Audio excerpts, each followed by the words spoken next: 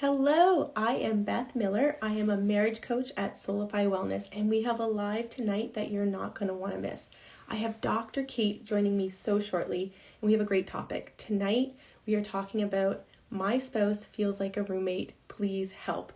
So, Dr. Kate will be filling us in on how to solve this problem, which is oh so common for many spouses.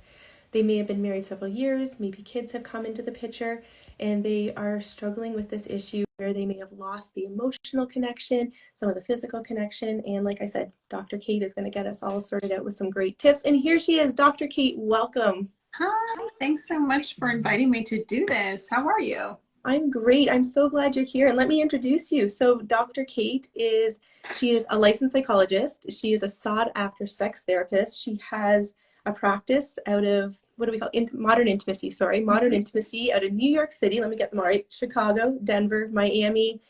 I'm missing one. What's the other one? LA.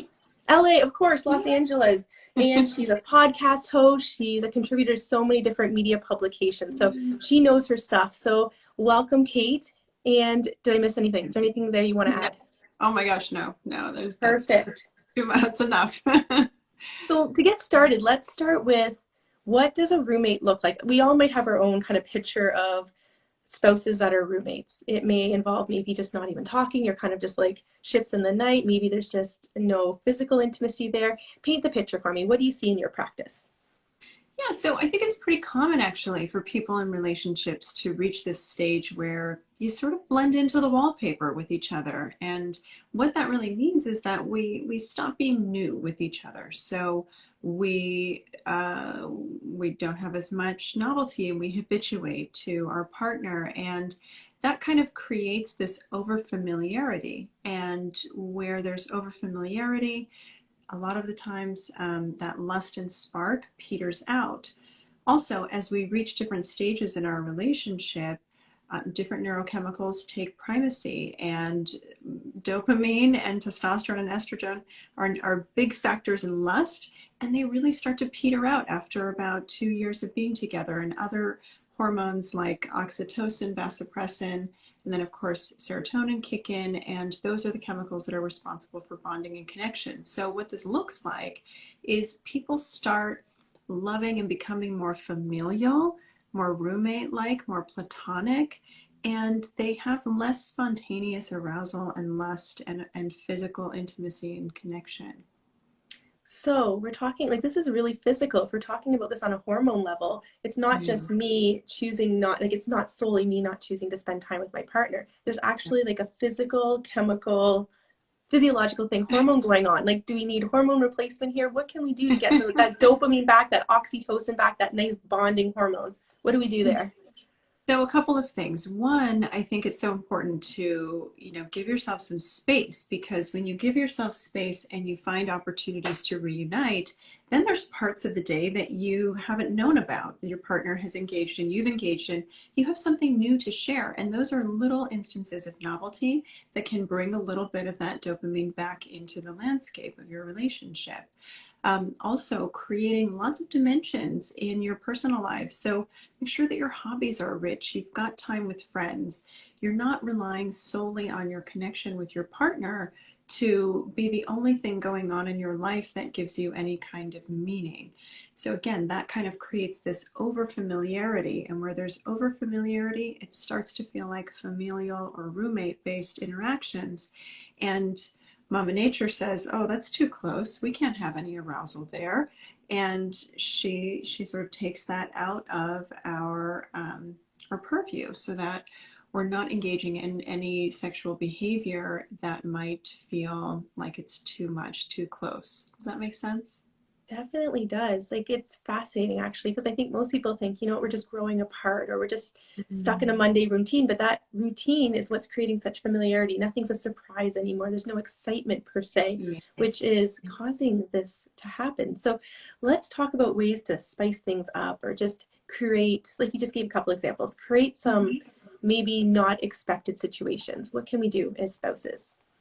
So I think what we can do is remember that we are each individuals. And I hate to sound sort of redundant here, but it really is important to not take on too much overlap in your identities, and to have not only, what's the word I'm looking for? Not only the respect for each other's differences, but a prioritization of each other's differences of thinking, of thought, of needs, of wants, of experience, and to make sure that you're checking in with each other as individuals. I would encourage you to think about things that can be fun that you can engage in together that might be new. So that could include things in the bedroom. It could be doing a new activity or hobby together, traveling somewhere new, or embarking on a new fantasy with one another. So I think anything that creates a little bit of separation in space and a lot more opportunity for connecting in new ways is going to be the starting point. But what's also really important is for couples to clean up resentments. And this is something couples just don't do well because we don't get a lot of training on how to do this in our school lives or in our everyday lives as adults. But repair and cleaning up resentment is really important because those little things start to erode the connection that you have emotionally, and they start to erode a sense of sexual safety for a lot of folks. And that can really take a long time to get to a point where you really recognize what's going on. But there are a lot of opportunities to come back and bridge the gap when that's been the case. But it definitely is not for the faint of heart because it requires being really real about how you may have disappointed each other, how you may have hurt each other, and what you each need to actually shore up more trust and more safety and connection there. So it's dimensional, right? It's hormonal, but it's also emotional and it's relational. And then on top of that, I think a lot of couples fall into this really automatic space where they just do, and they're not explicit about what they do around the house. What I mean by that is there are inequities in the domestic and the emotional labor in the relationship. And that can really start to take a toll on partners too, where one partner feels more like a parent than they do like partners. And that is one of the quickest ways to extinguish arousal in a relationship. No kidding. All right. There's so much here. It's like you said, it's very much in depth. It's not just we're not hanging out as much as we should. Let's go back to the simple foundational step before we kind of get into the more coming together, maybe finding some of those fantasies or doing new things together, is really just working on yourself, getting yourself to a place where you know who you are. Because like you said, over time, when you start to compromise, we start to lose little bits of our own identity and we're not really sure who we are, what we like to do. And that can make us really unhappy in a relationship because we feel like we're constantly sacrificing, which then can lead to resentment. So I think it's so important. I know in the practice I do with my women, I'm sure you as well, we really kind of figure out who you are again. What is it that you love to do? And to do that, I often take my women back to a time when did you feel unstoppable? When did you feel like nothing could knock you down? Sometimes it's a time back in your 20s where you just you look so good, you've been working out, you felt good, you felt confident. Going back to that, or some women have never felt that. So just even visualizing what is that for me in the future, and just feeling that incredible worth and grace and just confidence. And I think when you can start at that place, that's maybe one of the foundational pieces for all this. What would you say to that? I wholeheartedly agree, right? As we get more and more entrenched in our long-term romantic relationships, especially if there are kids involved, and especially if you have aging parents or other tasks, right, that sort of suck up your time, and that sounds so unkind, but they do. They take up your time, and what it does is it takes up a lot of your identity too, especially when you become parents. And I think a lot of parents lose themselves in that identity, and then it's really difficult to see each other and even themselves as sexually active and erotic partners when you are mom, when you are dad, when you're a parent. And that role transition is something that can be really challenging for parents if they aren't aware of it, or if they're not able to support each other in making sure that they have the space to make that transition from parent to partner to erotic wildfire. Right? Oh my gosh. Is there a place, for all the moms listening, is there a place for crazy sexual mama and being mom during the day? Can you have both? Because I know a lot of moms are we're tired, we're exhausted. Just how do we fit all this in? And let's paint that picture for us. How do we get to that place again? Well, first I just want to make a disclaimer. I don't have any children, so this is way easier for me to say than it is for people who have children to do. And I just want to acknowledge that. Um, but yes, it is possible to have both, you know, to be a mom and to have a really well ignited erotic life. But it takes community, it takes support from your partner, it takes being real with what you need and trying to work on ensuring that you have those resources. So for some folks, childcare may be a problem and they may not have the resources. So how might they get creative with their partner so that their partner can tag team in and say, you know what, you go take a day and do whatever you need to do to find you again. You know, and I think we can do a better job as partners of being real with each other about those needs. Yeah, absolutely. Because I know a lot of times we have our own beliefs about ourselves that kind of get in the way Mhm. of being who we really want to be. Like Mhm. for myself, mom guilt. Like I was a marathon, half marathon runner, but to do my long runs on Sundays, to go out for that 2.5 hours, I felt such guilt leaving my little ones at Mhm. home. I had three boys, they're 2 years apart. So at one point they were like 0, 2, and 4. And I just felt such guilt. So I was holding myself back. Yet I would take it out on my Mhm. husband, thinking he's doesn't really want me to go, even though he didn't really want me to be gone for 2.5 hours, but he didn't care. But I took that and I internalized it. Yeah. So I think it's so important to figure out what's your beliefs that are holding you back in this Mhm. process versus what do you think, like, what are you blaming others for? Because often it's really yourself that's holding you back. So true, so true. And just to piggyback on that, I think that moms bear an especially weighted burden around that kind of thing and the guilt that comes with finding time to show up for yourself. Um, you know, we've done a really nice job globally of telling women that they're the primary caregivers, and that's just not fair, right? So dads are not babysitters; they're not helping you with your kids; they're parenting, and it's okay to create that kind of dynamic where that is a shared belief that the two of you have. And I think it's so important for co-parents or the other parent listening, regardless of gender, to really support um, the other parent, especially mom, if she's feeling guilt around that. Because, taking care of yourself is not a luxury, it's a mandate. And if you're not taking care of you, you're not going to be able to be the best parent that you can be. So I really see it as sort of an ethical mandate that comes along with parenting. Yeah, absolutely. That's a great point. I caught myself in the beginning doing that. Like I call my husband, oh, he's going to babysit. No, he's not. He's parenting. And Mm-hmm. there is such a shift in that, like realizing the roles that we're both parenting. Yeah. With that all said, let's jump into some of this too. Like since we're kind of on the mom topic, when you've had babies or your body's changed, how do you, like some people think like I don't want to be intimate with my partner because my body's changed. And that's kind of created maybe the roommate like feel. Can you speak to Mm-hmm. that? I mean, being pregnant, having a baby, getting older, your body, all of our bodies change, right? But especially if you've been pregnant and have had a baby. And there's really no getting around making space for those changes. And again, since I've not done it, I can't sit here and say that it's easy to do. I'm not going to try to um, gaslight moms, basically, and then say, like, oh, just get over it. Your body's your body, and your new body is your new body.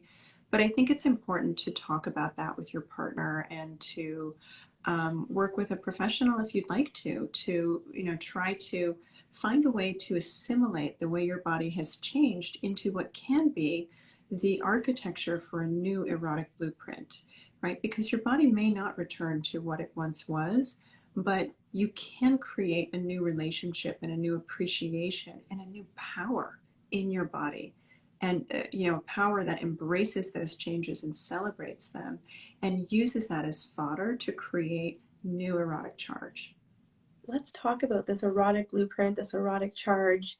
Can you give us a few tips to really start creating that? Yeah, I mean, I think our erotic blueprint is really, I think that might be somebody's coined language, and I am so sorry, I'm not remembering who coined that phrase. So if anyone knows, please feel free to drop it in the comments.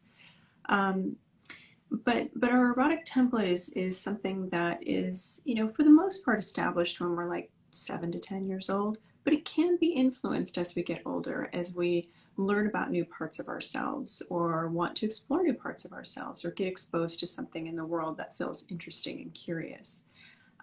So I guess, how we can get in touch with that is to really start thinking about what are all the things that allow us to say yes to any kind of arousal? What are the things that tampen or tamp down or dampen arousal? So think about it like a gas pedal, anything that accelerates it or anything that puts a brake on desire and arousal. This is called the dual control model. And when you think about it in that way, it's a little bit easier to start thinking about what would I say yes to? And it's okay if you don't know the answer to that, right? Maybe it's a what would I say maybe to first.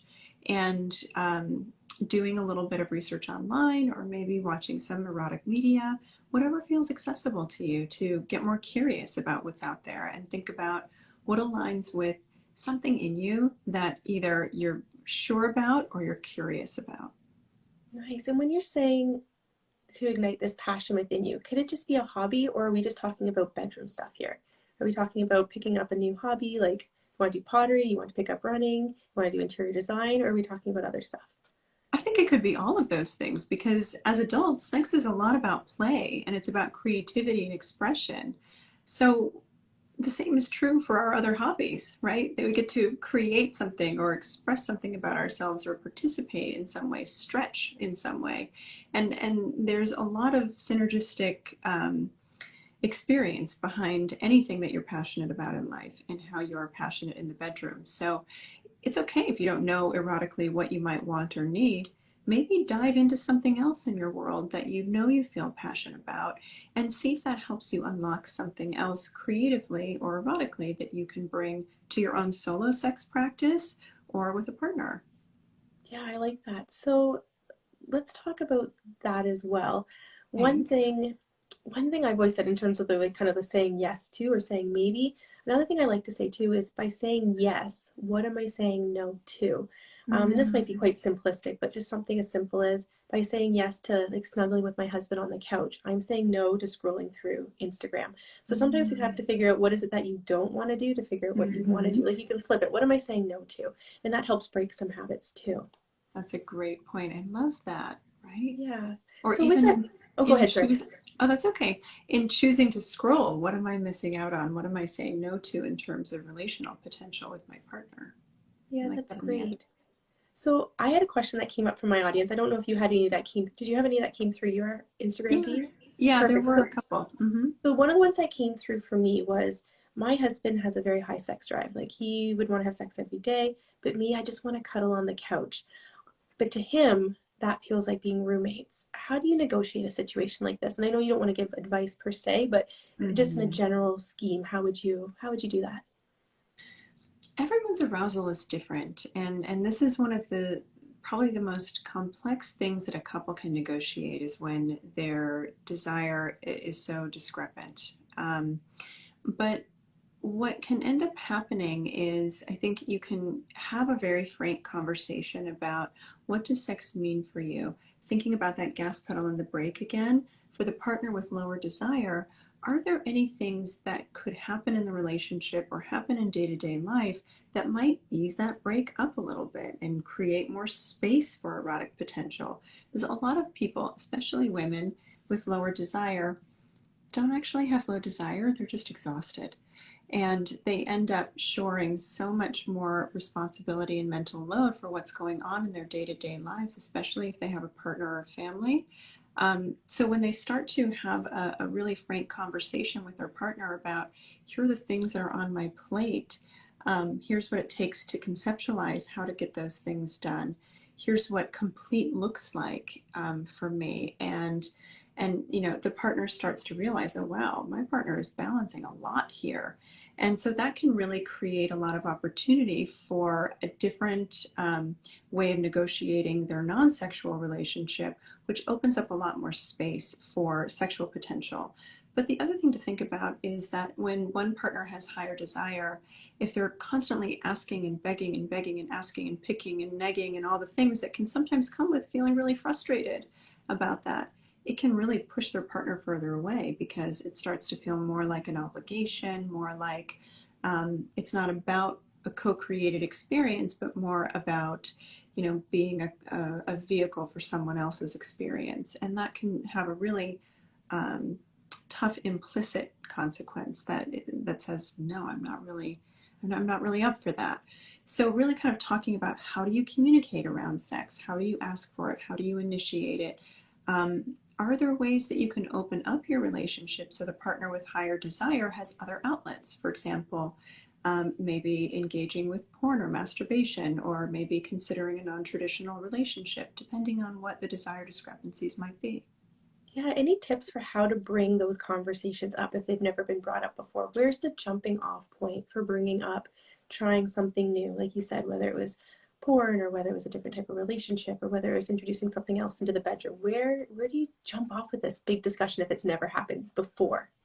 Yeah, gently and with a lot of grace, and without shaming, each other, because look, sex can be a really, really loaded topic for a lot of people. And what you want to make sure you do is recognize that both of you are coming from really valid places in terms of the needs that you have. And when you can have respect for the fact that our needs might be different, but our desire to solve this problem is shared, I think that can create a context where both partners feel a little bit safer.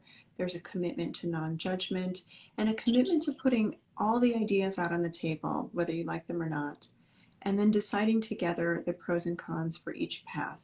And that sort of collaborative approach can be really helpful in finding resolution.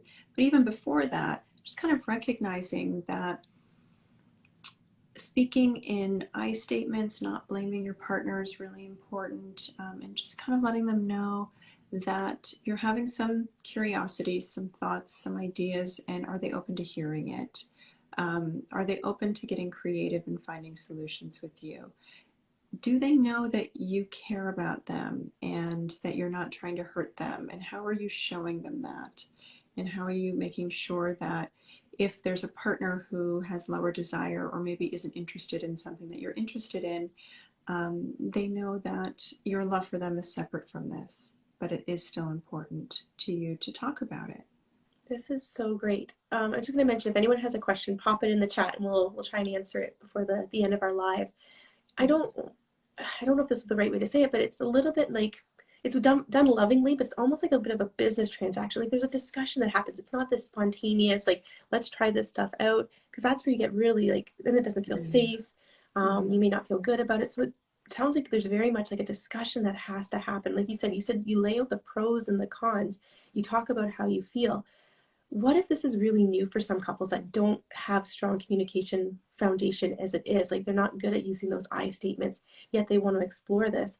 Do they need to backtrack and work on those communication skills before they can even kind of dive into a heavier topic that needs such strong communication skills? Well, I mean, look, I'm not a big fan of telling people what they need to do, but Yeah. if they're really struggling to have the conversation and they want some more effective strategies and skills, absolutely it can be important to take that pause and maybe work with a therapist or a sex therapist who can help you not only talk through it in a way that is protective of the relationship, but also helps provide you both with education, information, and can give you really practical ideas for solutions. So that can be a really empowering place for couples to go, especially if sex is something that has been a trigger in the past for one or both partners, or maybe they feel uncomfortable talking about in general. I mean, it's tough to sometimes jump from A to Q or R or S in the conversation if there's a lot that you haven't been talking about with each other already. Yeah, I think that's amazing. Great advice, right? Like if it's outside your wheelhouse or something that doesn't feel safe to discuss with your partner because you're scared of the backlash you might get or the judgment you might get, then bringing on professionals is absolutely the way to go.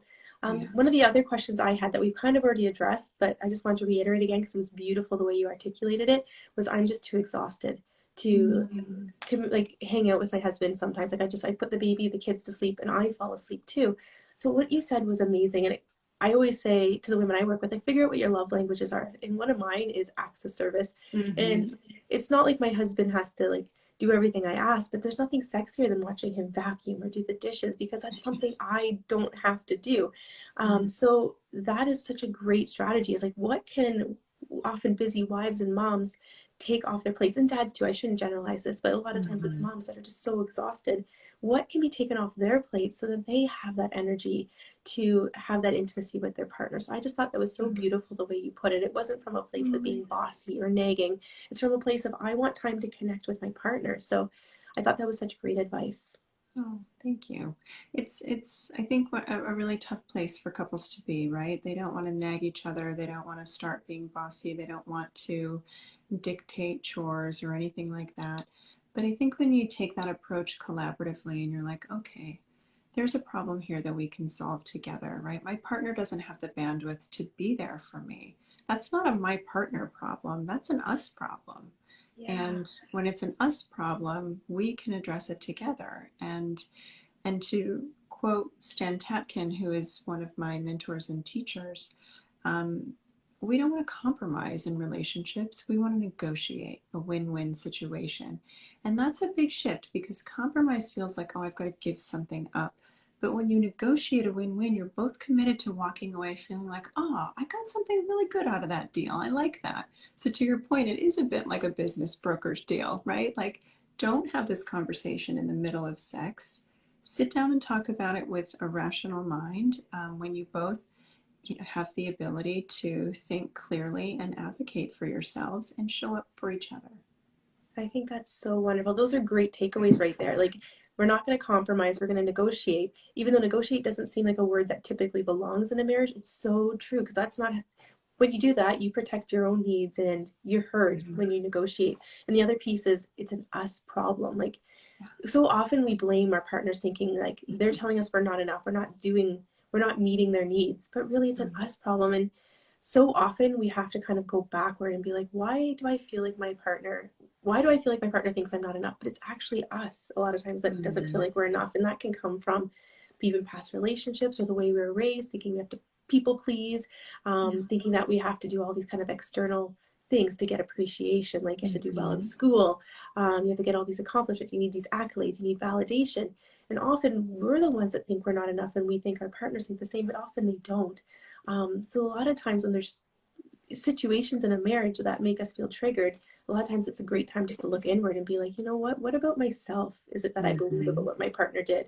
So I think it's so important to look at it as an us problem and not take things personally, because it's really your partner has the courage to speak up and talk to you about this, and that should be commended, right? And celebrated.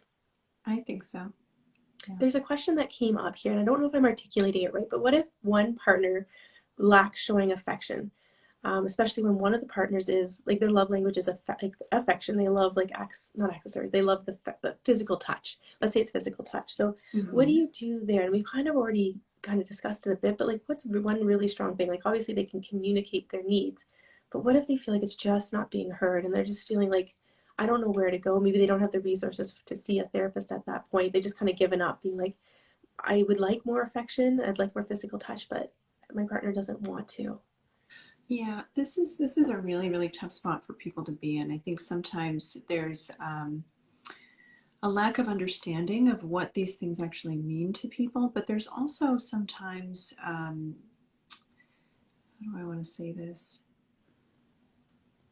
Sometimes when we're doing our best to just get through the day, we have a hard time kind of seeing past the tips of our own noses, right? And I think that partners sometimes fall into their own day-to-day grind, and they don't necessarily understand that their partner's experience of the relationship and their needs might be very different than theirs. So couples who find themselves in this situation can be really clear with each other and sometimes help each other by operationalizing what does this look like. So if my need is physical affection or physical touch, and that's my love language, I might say to my partner, can you make a commitment to giving me a hug a couple times a week? How many times are sustainable for you?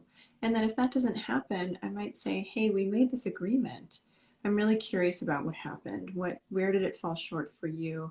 what do you need in order to show up for me in this way that I need, right? Because maybe that partner is running on fumes. Maybe that partner has some resentments. Maybe that partner struggles with memory and they might need to set an alarm in their phone, right? So I think there are ways to get creative so that you can help each other meet each other's needs. But definitely if there's lopsided effort, or if one person is kind of like pulling the other partner into this, then there's a question of whether or not there's an interest in being mutual, or maybe a capacity issue. Yeah, you know what? This all really just comes from the most loving place. Like, first off, really finding like who you are, what's your identity, what are your needs, what do you want? When you really understand yourself and you've released a lot of that stuff that's maybe holding you back in your marriage, thinking that your partner's not doing enough in the marriage or that they're criticizing you or judging you, and really they're just trying to communicate their needs. So when we can really get to ourselves to like a really solid place, knowing who we are, and then coming at it with such love, right? Like it's all it is. It's just hearing your partner and just seeing it as they just want, that's what they need, that's what they want, and how can we make this happen so that we both are in a good place with it. Like I can feel that space, and I encourage everyone that's listening right now, just go into that heart space right now where it's all about kindness and being on the same team, and it just feels so much better when you can slow everything right down and just listen to what they're saying and just really hearing them, right? So sometimes we get so busy in our days we forget to do that, and the resentment builds up, and sometimes things become, like you said, so transactional, like really transactional, like what's the to-do list, who's taking who here, there, and everywhere, that we forget just to listen to each other's needs. Yeah. Yeah. Well, it kind of goes back to that like blending into the wallpaper, right? When we see our partner doing all the things that we do during the day, sometimes we take for granted the fact that they are a whole separate human being with their own internal experience. And it's really, really tough sometimes to get beyond your own internal experience when you're running on fumes or running on, the reserves that most of us are running on when, life is busy and life happens and you've got all of the ins and outs of managing your home and your life. Yeah, self-care is so important. That's the one thing that often goes. Some women will say like, I need to work out and I need to meditate, and it gets to the end of the day and they're too exhausted to do it all. Instead, we should start our days with that stuff so that when you do that for yourself, your capacity is so much bigger. You actually have more energy, even though it felt so tired getting out of bed at 6 in the morning or 5:30 in the morning to do all that stuff. But it's incredible how it expands your being and your energy for the day. So with that said, I guess, Dr. Kate, what other questions did you have from your audience? Are there any that you'd like to address that maybe we haven't addressed yet? Yeah, I'm so sorry I did not print them out before we jumped on our call, but I remember a couple of questions that circled around the themes of, is there a solution? And the answer is yes, there can be. Sometimes there's a question of, are we too far gone? Well, maybe, right? But I think that really depends on how committed each partner is to putting in some effort and being real about what they need in order to muster that effort. If they feel like they've been trying to, embark on this Sisyphean endeavor for too long and they're only halfway up the hill with the rock and they can't push it anymore. But I think when both people are willing to put in effort and willing to commit to the process, they can absolutely move back from being roommates to being really, really erotically charged and dynamic partners with each other that feel so much more connected and sexually sated. Yeah, I love that. And I would actually add to this, and I would love to hear your opinion too, but I work primarily with women, even when their husbands aren't necessarily invested in going to counseling and really investing in making a change within the marriage. And I say one partner can actually make a huge shift when that one partner really works on themselves and realizes what they're bringing up and what they're bringing to the marriage or how they're showing up, and they can do that inner work so that they don't engage in arguments the same way. They are more open to hear their partner when they can really change themselves internally for the best, like more align themselves with who they truly are. When they can get to that beautiful place, often their partner will start to kind of change as well, just kind of almost subconsciously, like they all of a sudden feel more open because they're not being nagged, criticized. They will then open up and share more. They don't feel judged. And it creates a safer environment within their home, and so much change can happen just through one person starting the process. So I don't know if you see that all in your practice or if you work typically just with couples. No, I definitely see that in my practice with people of all genders. Whenever we start to do that deeper inner work, the way that we show up in a relationship inevitably changes. And what can happen then is one of two things. The the pull from the old dynamic can, kind of pull that growth back, and you might go back into the old roles that you were playing in that dynamic. But if that partner is really, really firm in their growth and they've set different boundaries and they are working on themselves and they're not going back into the way they used to show up, that other partner has a couple of choices, right? They might protest for a little while and be like, well, who are you becoming and what's going on here and what does this mean? And if this partner holds firm, this partner can either end the relationship, dig their heels in a little bit more and try to pull them back into those old roles, or they can do their own growth. Oh, it just gave me goosebumps. It's just so incredible when that happens. It's like, how did that happen? But it's so rooted in psychology and neuroscience and all these lovely hormones. It is, and it's rooted in, how we see ourselves as having the capacity to change too. And I saw somebody in the chat ask the question about what is a capacity issue. And I think just to kind of piggyback on what we were just saying, sometimes we don't know what we don't know. And that can be really scary. So if there's something about ourselves that we are afraid to tap into, that can be really scary to go to therapy, because we don't know what we're going to learn and what we might have to face. Or if our partner's asking us to show up differently, also like, uh-oh, what does that mean? And is our relationship safe? And so I think I want to honor that part of people that are saying, I'm not ready to do something different, but also maybe, think about, if you knew what you don't know now, would you feel safe to go forward? And what might you need in order to kind of start that path one step at a time? Yeah, that's great advice. Oh, it's so wonderful. You know what, Dr. Kate, is there anything else you want to add to this discussion? I feel like we could talk about this for hours. We probably could. Maybe we'll have to do this again, a part 2. You know what? How can everyone find you? For those that from my audience, how can they find you, Dr. Kate?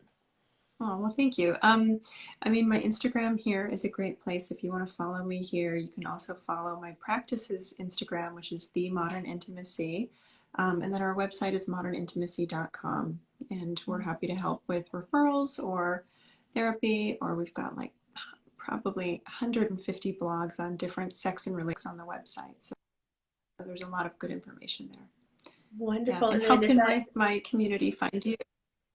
Oh, for me, you can see me at Soulify Wellness, and also I have this great little guide, 3 ways to save a marriage. So you can check that out as well. So that's at www.freemarriageguide.com. So Dr. Kate, thank you so much for joining me today. This has just been so much fun. This was so great. Thank you so much too. We'll have to do it again soon. We'd love that. All right, bye.